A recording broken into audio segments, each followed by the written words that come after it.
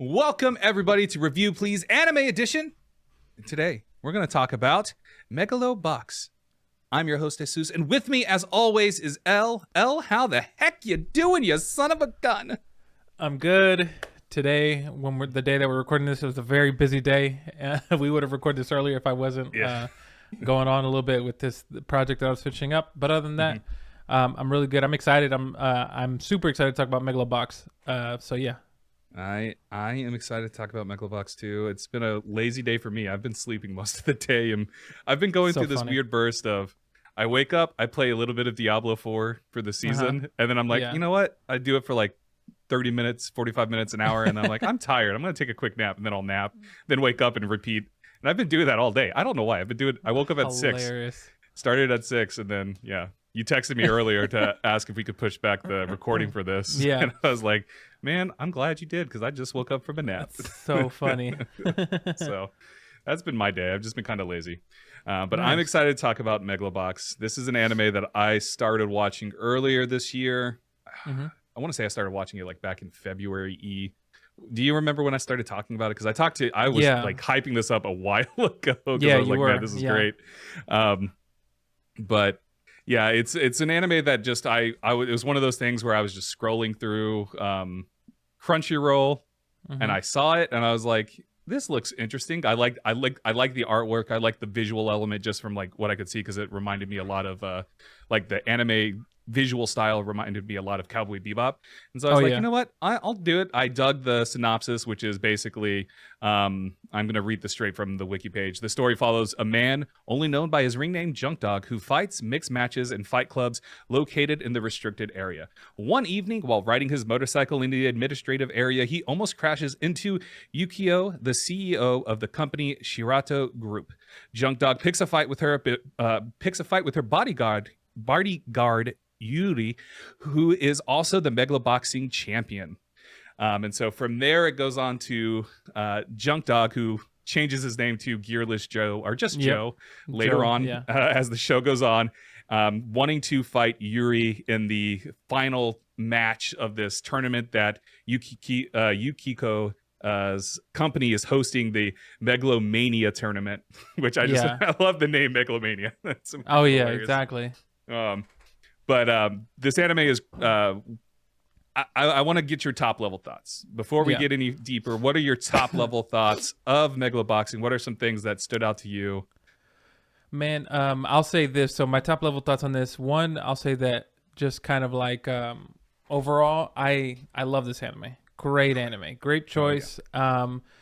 It does have that Cowboy Bebop aesthetic as far as like the art style. Kind of, it feels like it came around the same time period. That's what you kind of get the feeling of.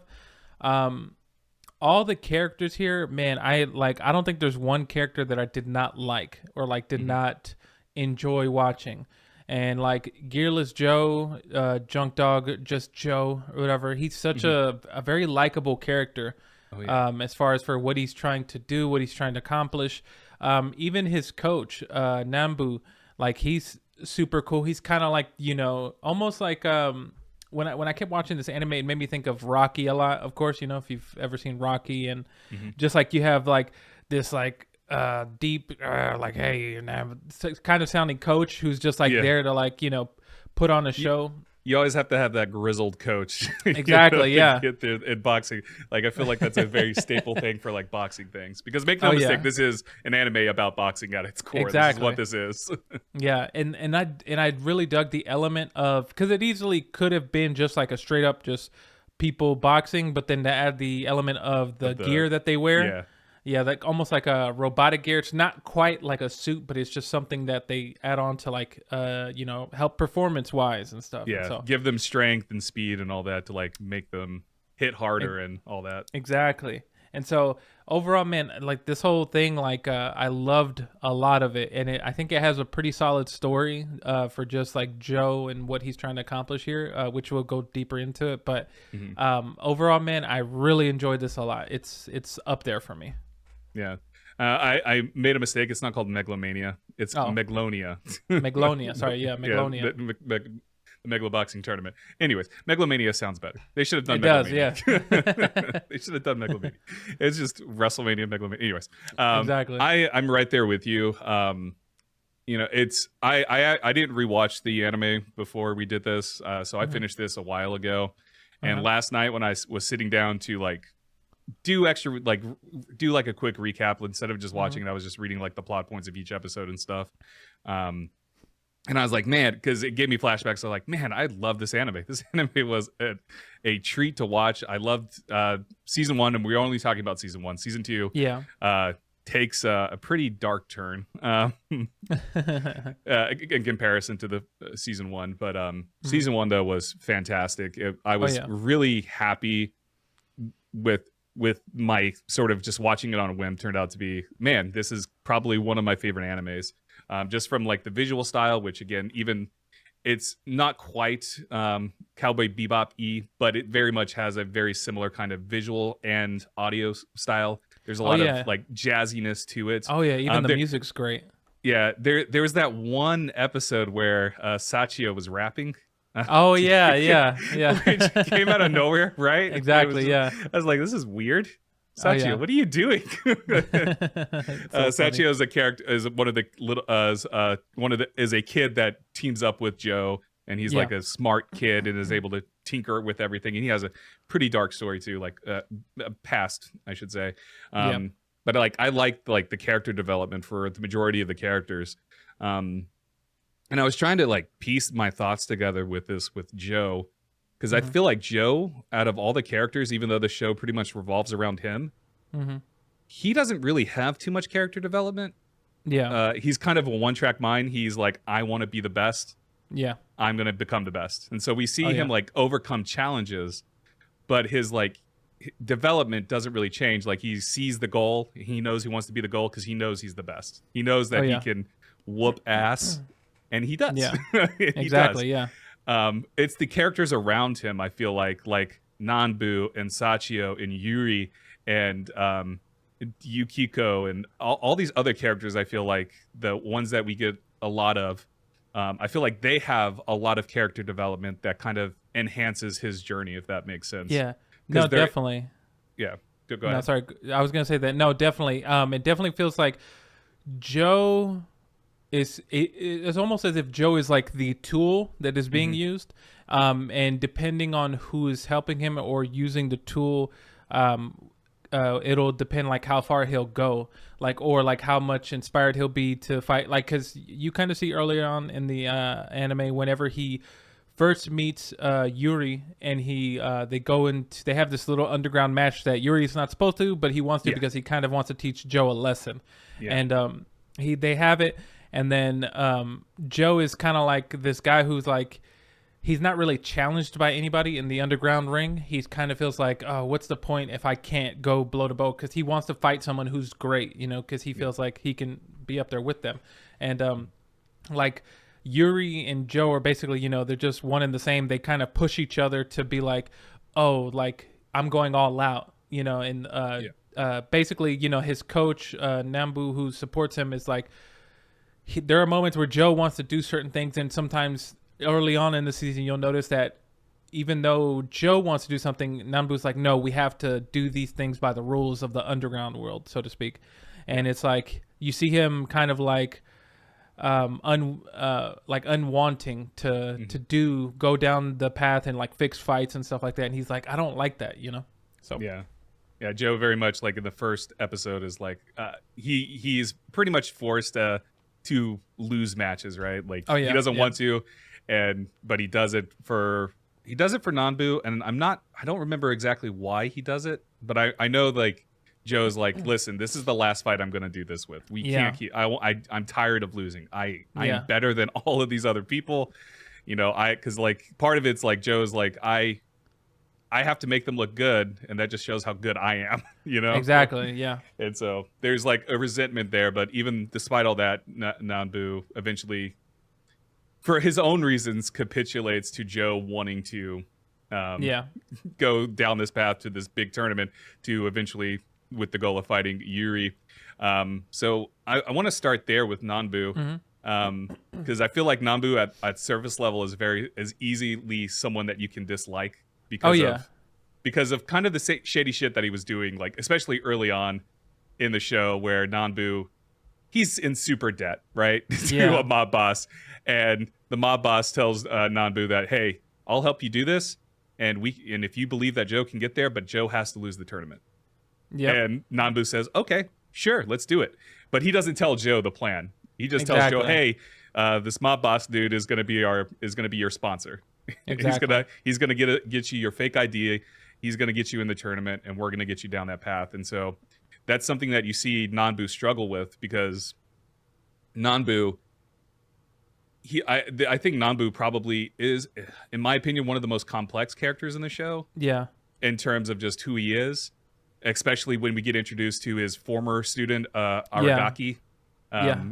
Where like I just love the element of Aragaki, and when Aragaki comes back later on in the show to help train Oh yeah. Joe. Exactly. Like it's just cool dynamics. It's one of those like Dragon Ball Z, enemies become friends type thing. Exactly. Yeah. No, definitely. I think Nambu is definitely one of the complex characters in the show, just because you at first when you kind of meet him, he seems kind of like a sleaze bag. He's just kind of like down there fixing fights for money, and he's constantly drinking and just he's in the world. But then as the show goes on, you get flashbacks, like you said, with his previous student Aragaki, and then also you see too when he had a gym and he was training with him, and like, oh, you can go far. The same thing doing with Megalobox. To unfortunately Aragaki being sent in to go to war, and he's like Aragaki's like, well, I have to go. And then you see Nambu kind of like deal with the fact that probably his favorite student then is like just leaving, and he's like, oh, he has the potential to be great. And then eventually it goes on to show that Aragaki is announced on the news as he's dead. And then you see kind of Nambu deal with that and be like, it can't be real. And then it kind of like an internal struggle of like, after that happened, after him feeling like he did lose him, he kind of goes down this spiral of like, well, what's the point of any of this anymore? And he kind of just goes to the darker side of like, oh, let's just fix matches. We'll just make money and we'll be under this mob boss and we'll be fine, Yeah. And Joe kind of, in a way, breaks him from that. And we see that come to a head in who was Joe fighting when it came to a head where, because it was the match before Yuri, right? Yuri? You're talking about the American? Was it the American fight when the mob boss? Yeah, Joe was supposed to throw against the American guy, and like the mob boss was threatening to basically kill Sachio, right? Yeah, exactly. and Nanbu cuts off, pokes out his eye, right? Like he like pulls out his. Yeah, he pulls out his eye. But also so everything was going according to plan in that episode, but then he says, if you remember, Nambu is like talking to Joe through the headset, because they have a little headset they talk to, and he goes, well, Joe, at least once this is done, you'll be free to do whatever you want. And that's when the mob boss goes, oh, did you not think that you're gonna be free from after this? He's like, no, you're gonna do this for the rest of your life. And then that's when kind of Nambu is like, he makes a decision to be like, no, we're not doing this anymore. Joe is great and he deserves to be great. And he kind of, they go through a whole thing. He fights off a bunch of guards, and then eventually Joe and Sachio are like running up there to try to save him. And then you see that he's lost his other eye. Yeah, he lost his other eye, and the mob boss is like, we're square. If Nanbu is willing to take out his own eyes, then there has to be something there, is basically what he says, right? Exactly. And that's the end of that story. Like, it almost felt anticlimactic in a way. Yeah, it did. Yeah. It's just like, oh, okay, that's how they're gonna wrap up this whole mob boss storyline. Which I thought was fine, because then the rest of the show focused on Yuri and Joe, Joe training to fight Yuri, and then Yuri realizing that he wants to fight Joe on even ground, because Yuri has like the special kind of equipment that the company made specifically for him, because he's the only one that can handle it. And he realizes, oh, I don't want to fight with this. I want to fight Joe on even ground. I want to be gearless as well. And so he goes through like a painful kind of operation to remove everything that was conducted by Mikio, which is the brother of Yukiko. And there was like a brief storyline like early in the season where the Yukiko and Mikio were trying to vie for power. Which I was like, this is like so weird because again, similar to the mob boss, they kind of just dropped that storyline. Yeah, And exactly. that's I think that's my biggest critique with the show is that they start pulling up I would say very interesting storylines and then they just kind of peter out. Which, you know, they do have their arcs and I can understand why they peter out, but it's also like a lot of times the characters just sort of disappear without like explanation.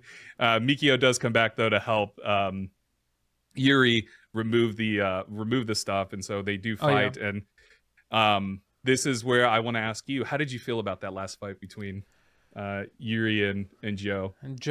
So it's interesting because I'll say this to those listening or those watching, the way, if you expect it to kind of like it, I realized quick after the fight between Joe and is it Mikio? That's Yukiko's brother? Mikio? Yeah, Mikio. Yeah. So in that fight, because I remember when I was watching the episode, you don't kind of get this grand beginning of it. It kind of jumps into like round 2 when you go watch it. So it just skips past a little bit. I'm like, oh, okay. So they're not going to show you the whole fight because it kind of feels like, well, it's not really, not pointless, but it's not worth it enough to. It's more about the character than it is about the fights. Like with the exception of like some of the filler, I would argue that like the American guy was kind of filler. It was only the only point for that was for non-booze kind of moment, and then there was another character too that was.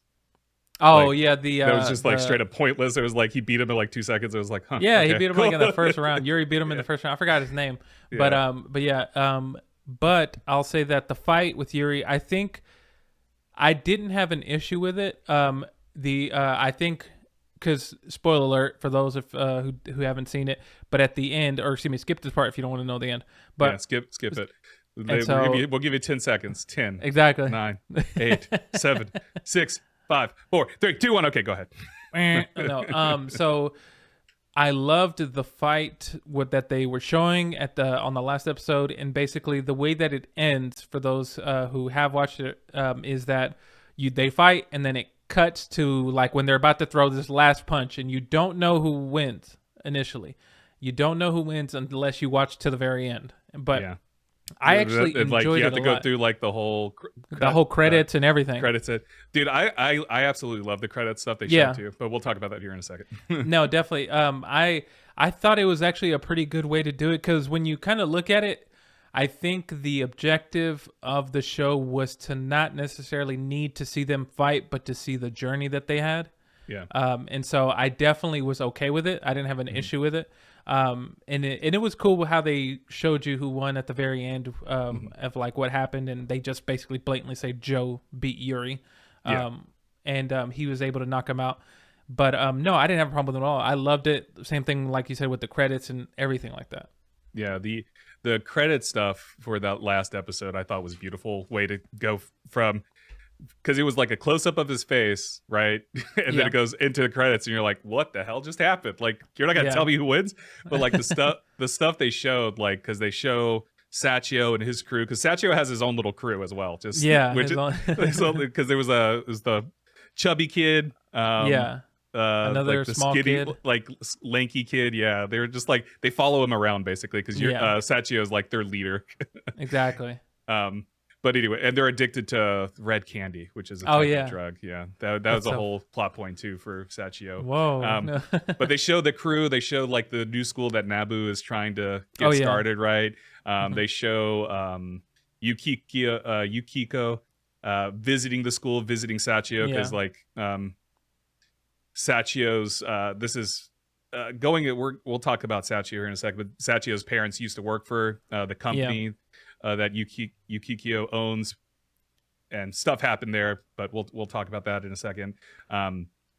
But she's visiting as well, and then you see a lovely shot of them all on the beach. And Yuri and Joe are just sitting on the beach. There's a dog. They're just chilling. Because the dog is Yukiko's, right? Or was it Yuri's dog? No, it's Yuri's dog. Yuri's dog. It's like a husky looking dog, right? And you know, one of my favorite things to do, like when I'm watching these shows, is like after I watch a show to scroll down just to see what people are saying in the comments on Crunchyroll. And a lot of people are like, is Yuri and Joe gay? like, like are they're just chilling now? And I'm like, you know what? I could see it. I could see it. I could definitely see that. I mean, I think they're just really good friends. I think at the end of the day, they built up a mutual respect. They became really good friends because like at the end of the day, like especially in the like towards the last couple episodes, there was just like Yuri was basically like, man, I respect what you're doing, but I'm still gonna beat you. And Joe was basically said the same thing, like, yeah, I like you, dude. Exactly. I want to win. I want to be the best. So they built up this mutual respect, even though they started off as like hostile. Yeah. As the season progressed, you see that growing respect. The adversity that Joe has to face, you see Yuri kind of respecting that, and then Joe going, man, come on, let's be even with this, and seeing what Yuri has to do to build up. And just I viewed it more as they were just really good friends, mutual respect, but they could be gay. I don't know. Exactly. Joe never really showed an interest in women throughout the show, so I don't know. Exactly. For the longest time, I thought there was like this weird relation, like Yukikyo was like in love with Yuri for a while. That's what I thought too. Yeah, I thought that too. Yeah, I think at one point it got addressed, and Yuri's just like, nah, I don't feel the same way. At least I felt like that happened. There was like a conversation without them saying like romantic interest where Yuri was just like, I'm no longer yours. Yeah, something like that. Yeah, it was something like that. And it was just like, huh, okay. Yeah. Cool. I remember they had a flashback to when they first met with Yukikyo's father. Yeah. And basically introduced him. And I could tell that I think it even said something, she was smitten with him. Yeah. And basically she was like in love with him and something like that. And then it's somewhere along the season, Yuri says, I think someone asked him, either Joe or someone said, why do you fight? What do you fight for? Or what do you live what do you live for some reason? And he says, well, I live for her because I want to see her dreams come true. And so, but it's not necessarily just blatant, like I love her. It's just more so like he wants to see her be successful, so to speak. Yeah. Yeah. And he wants to see her successful, and eventually you see that Yuri's dream, like he starts moving away from that dream, going, hey, I'm helping you live that dream, but now I need a dream for myself. I need to live for myself, because he sees that what Joe is doing and is being inspired by that, which is again why I was saying earlier, I think Joe doesn't really have character progression, but all the other characters around him do. Even Yukikyo, as she sees what's happening with Yuri, and even though she doesn't want to let Yuri go, and she doesn't particularly want Joe in the tournament, she sees like what it's doing for Yuri and realizes, hey, I got to let him go, and I need to find my own path, and I can't hinge everything on him to make my dreams come true. I have to kind of take hold of my own dreams and make them happen. And I think that's a thing that all of the characters pretty much grapple with, from Nanbu to Sachio to Yuri to Yukiko, like even Mikio, who after his match with Joe goes off and lives in the middle of the forest. He lives in a cabin in the woods and all that. So they're like, I feel like a lot of these characters are grappling with what their dreams are, and I think that's a major theme that plays throughout the show, is like, what are your dreams? What are you living for? What makes you keep going? And I think that's one of the beautiful elements of this anime, and how it's handled, and how these characters just adjust to it. For like Sachio, his character arc is like his father, was it both his parents or was it just his father? Used to just work his for, father. And they like stole, because like his father created the suit that Yuri is wearing, right? Exactly, yeah, created the suit. And then got killed, or did he just die from exhaustion? I can't remember the exact plot point for that. I think he had got he had created the suit. They stole the idea, shut down the whole project, and then from there, I want to say that he did get killed, or he died from stress or something like that effect. Yeah, like both his mother died from like a illness, right? Yeah. And so Sachio like holds resentment for everything, and this is where Sachio is essentially stealing items. He's a street rat. He's stealing things, and then trying to like sell them off to some loan shark guy, whatever, that gives them the red candy, because Sachio and his crew have an addiction to this red candy. And it just so happens that Joe visits that particular store, and inadvertently protects Sachio. I shouldn't say inadvertently. He sees Sachio getting abused and is like, hey, don't hit that kid.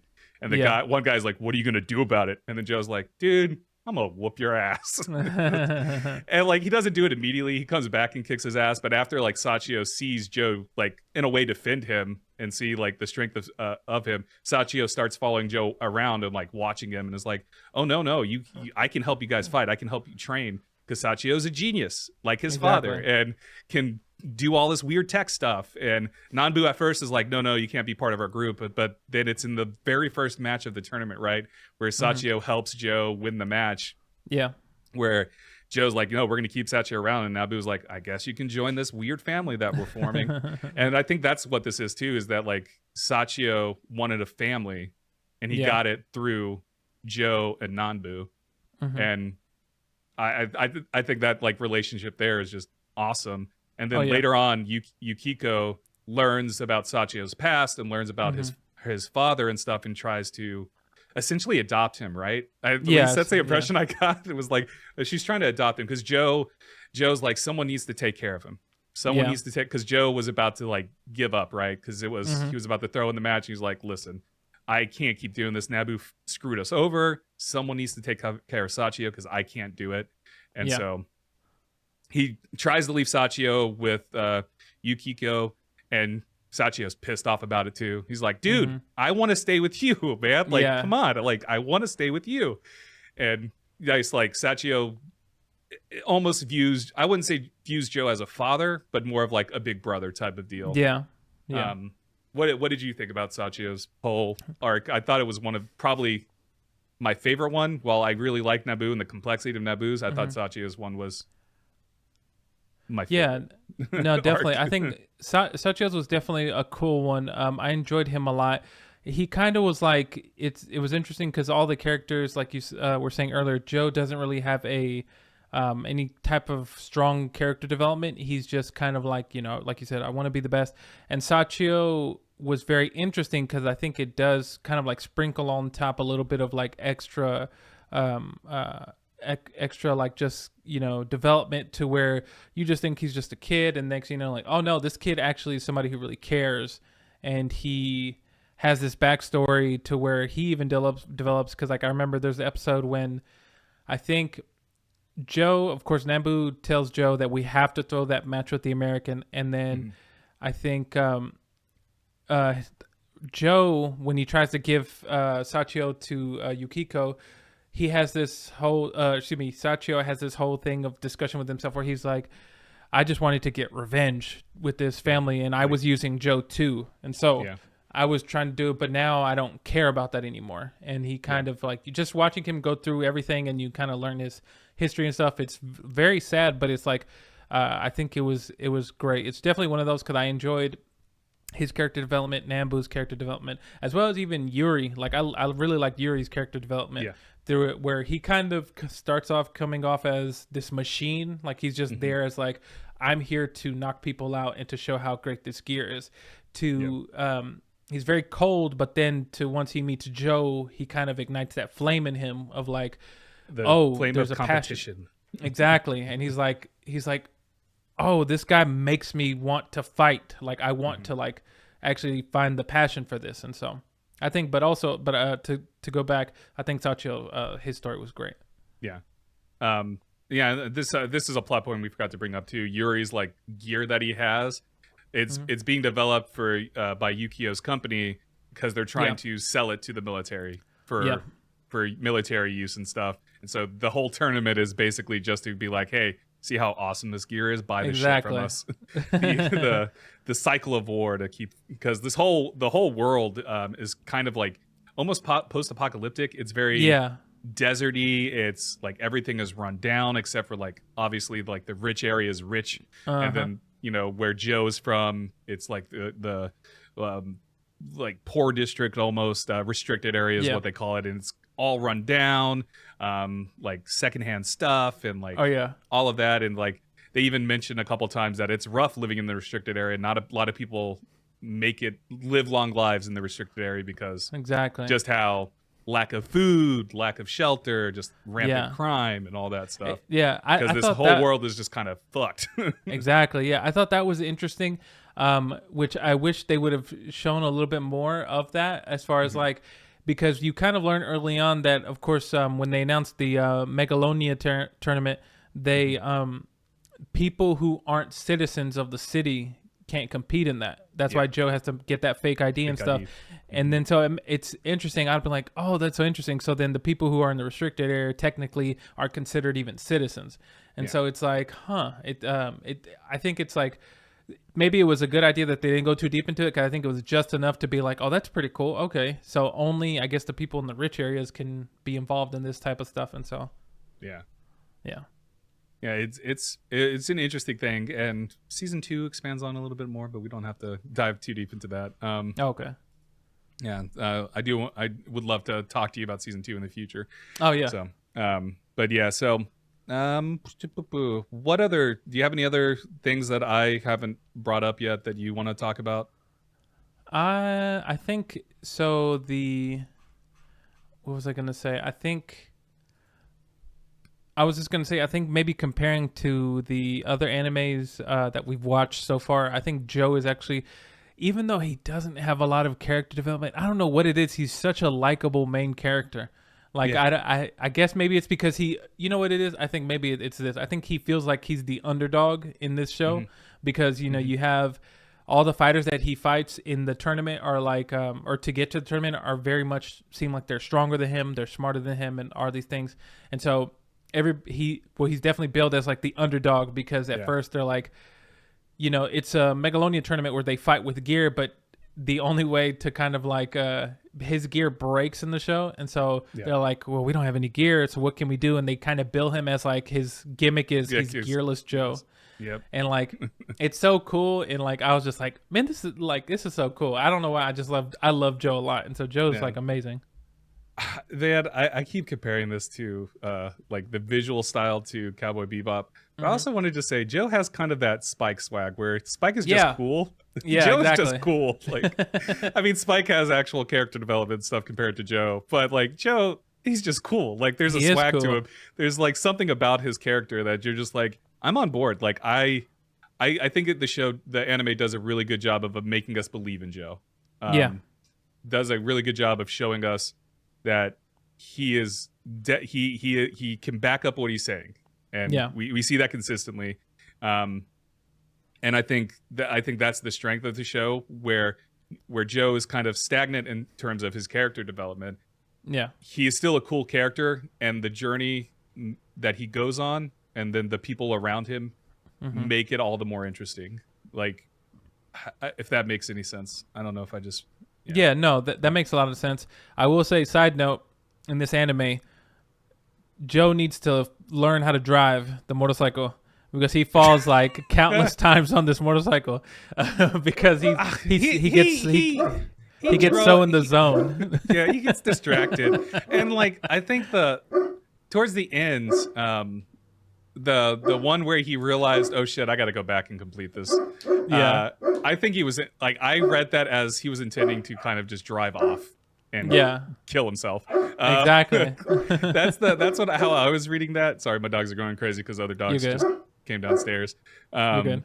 But yeah, I read that as a scene like he was just giving up. Yeah. And then at the last second, he was like, nope, this isn't cool. Because then his motorcycle falls, right? Or no? Yeah, his motorcycle, it falls and it breaks, and then he has to like always get it repaired. Yeah, and so like the guy who repairs is like, again, dude. Yeah, exactly. What's going on? He's like, hey man, I don't know what to tell you. Yeah, because it's interesting because I think Joe is one of those things. They describe him in the anime when it comes to boxing as he's a junkyard dog, but like once he gets his bite in you, he's not letting go. And he kind of uses that for like all the boxing matches of just trying to be the greatest. Once he has that kind of like he's like choosing to be like, this is what I'm going after, he does not let go at all. Yeah. And I think that's a good apt for like his character growth too. And like the little bit of character growth there is the fact that he wants to be the best. So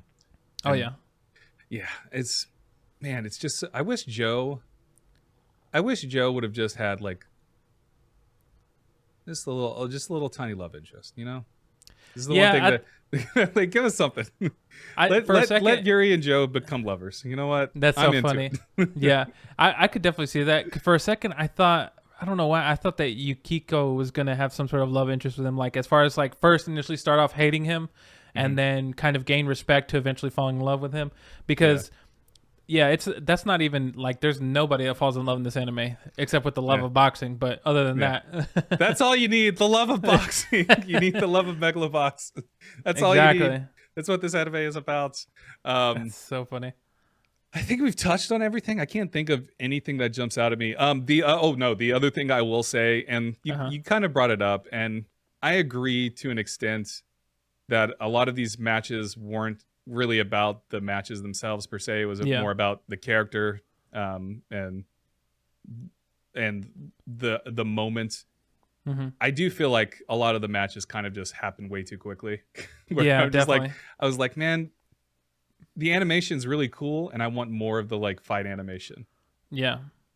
But we don't get that. They like every match kind of gets wrapped up in a singular episode, or even at the beginning of an episode. Exactly. And then it's nothing but character stuff afterwards, which is totally fine. Like I love the character stuff that they have, but there was just moments where I was like, man, I really want to see this a little bit more. But that would be my biggest complaint with the show, is just like giving us a little bit more glimpses into the actual fights. Yeah, definitely. I could see that. Because I think after like the first match or two, you could tell like that the boxing wasn't the main thing, but more so maybe like that internal fight between the boxers, so to speak. Like, you know, it was more like metaphorical in a way, of like them trying to figure out the other one, or just trying to see how they can win. And so, when it's not like super based on like just watching a bunch of action, it's like, okay, how can it be more interesting? And that's with like these inner dialogue moments in the matches and trying to figure out how to win. Yeah. So now, Elle, that we've talked about this, let's move over to our rankings. Oh boy. I'm gonna go ahead and start our ranking. Let me pull up my little sheet here. My dog's barking. Shut up. Your dog loves Megalobox. Yeah. All right. So for our audio listeners, for our visual listeners, you can see our list. But our audio listeners, I'm going to run us through our list. So on my list, I have Dragon. I have Trigun Stampede as my number 1. Number 2 is Bocchi the Rock. Number 3, Your Lie in April. Number 4, Spy Family. Number 5, Kekigori. And number 6, One Punch Man. Ell has One Punch Man as his number 1, Trigun at number 2, Kekigori at number 3, Spy Family at number 4, Bocchi the Rock at 5, and Your Lie in April at 6. And then when you combined our list together on a point system, there's 2 ties right now. Oh boy. At number 1, we have Trigun Stampede. Woo, Trigun. Number 2 is a tie between One Punch Man and Bocchi the Rock. Number 3 is a tie between Kekigori and Spy Family. And number 4 is Your Lie in April. So Ell, funny. Yes. On your list, where are you going to put the Megalobox? All right. So this one, man, I loved this anime from the beginning to the very end. As soon as you get introduced to Joe, I was like, I'm joining the journey. I'm jumping on this car or this wagon, and we're going to ride this to the very end. Yeah. I loved it a lot. Like I said, I loved all the characters and just everything about it.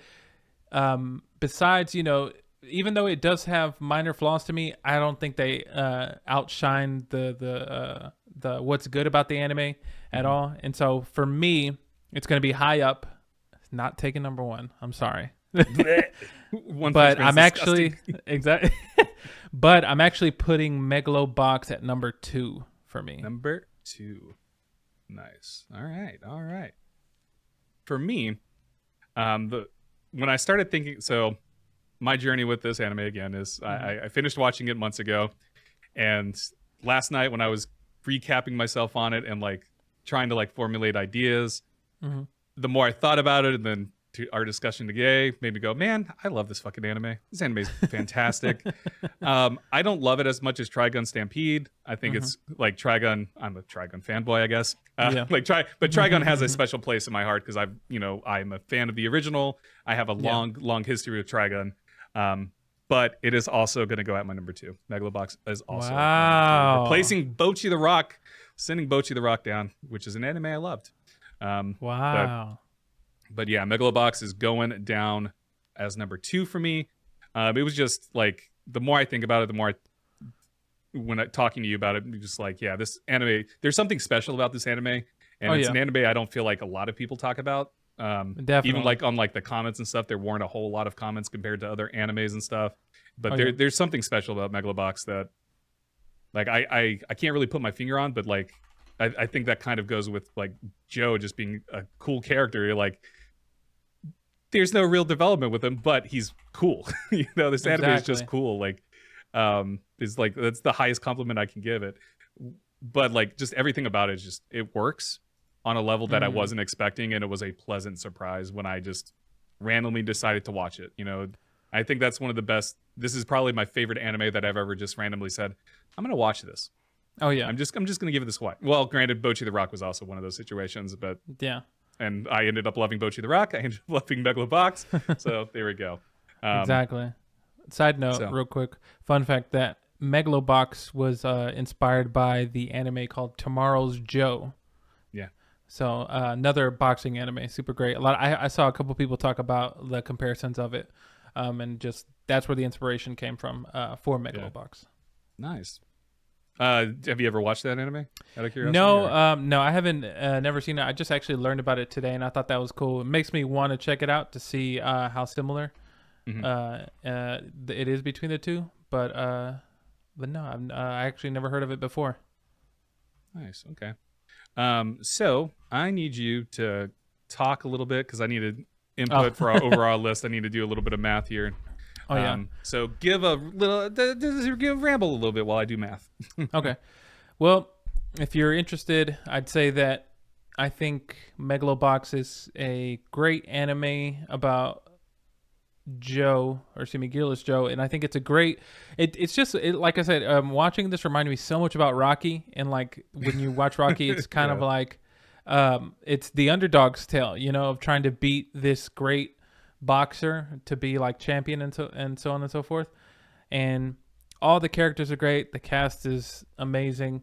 And I love, like I said earlier, I love the city aspect of just like the background story, that even though you don't get too much info, it's super, super cool. There's even one moment here that we didn't talk about of how bad the gang or the mafia is in the restricted area, where I think Nambu is trying to like persuade the mob boss to like give him a second chance to go to Megalonia and do that, and then he's like, try this soup.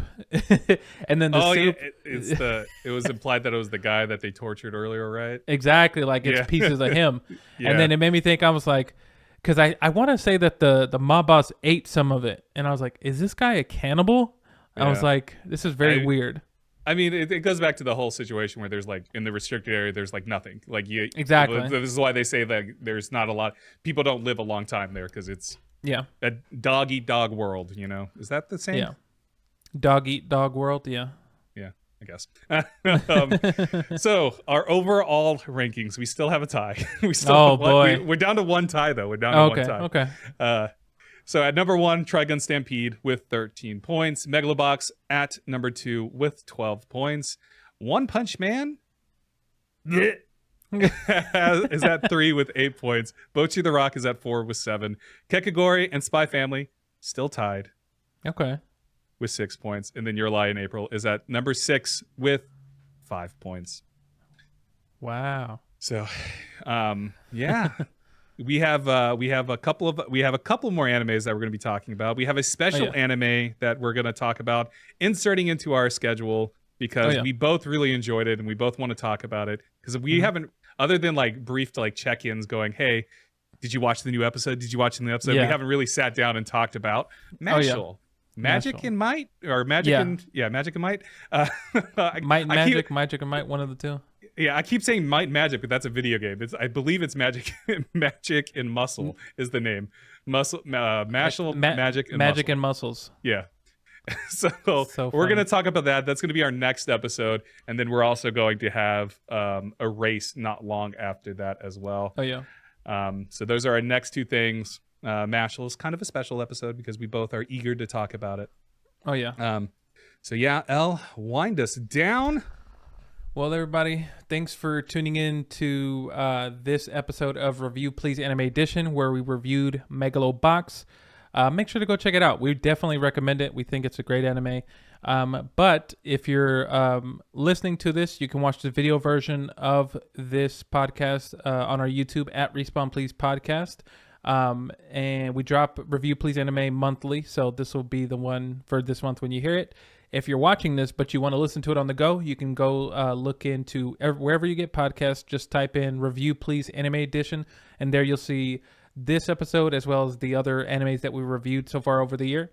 And make sure to subscribe, follow us on social media, on TikTok and Instagram at Respawn Please Podcast.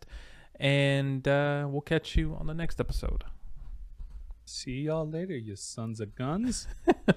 Bye. Next episode will be magic and strength muscles. All right, see ya.